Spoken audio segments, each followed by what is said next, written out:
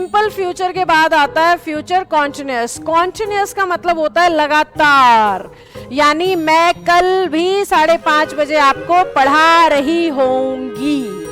समझ गए? क्या करूंगी? कल भी आपको, बल्कि मैं आपको पढ़ा रही होंगी, मैं खाना पका रही होंगी, मैं सो रही होंगी, मैं आ रही होंगी, मैं जा रही होंगी। जब इस तरह की फीलिंग आए ना कि फ्यूचर में ये काम चल रहा होगा, फ्यूचर में ये काम चल रहा होगा, जैसे मम्मी पापा कहते हैं जब चलोगे ना जीवन के रास्तों पे अकेले, तब तुम्हें मेरी याद आ रही होगी। वैसे पेरेंट्स ही बोलते हैं तब तुम्हें मैं याद आऊंगा, यानी वो सिंपल फ्यूचर बोलते हैं। मैं क्योंकि फ्यूचर कॉन्टिन्यूअस समझा रही हूँ तो मैंने उस हिसाब से मॉडिफाई कर दिया, तब तुम्हारे दिमाग में मेरी याद आ रही होगी। तो उस सेंस में हो जाता है फ्यूचर कॉन्टिन्यूअस, जब कोई काम भविष्य में चलता हुआ हमें दिखाई देता है। तो कॉन्टिन्यूअस किसकी तरफ इशारा करेगा? इसमें आईएनजी की तरफ।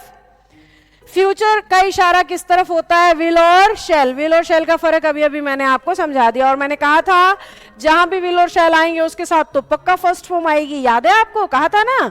तो यहाँ पे फर्स्ट फॉर्म के तौर पे बीच में जोड़ना पड़ता है बी, क्योंकि विल और शैल का सेंस पूरा ही नहीं होता बच्चों जब तक उसके साथ फर्स्ट फॉर्म ना हो। इस वजह से फ्यूचर कॉन्टिन्यूअस टेंस में बोलते हैं विल शैल बी के साथ आईएनजी।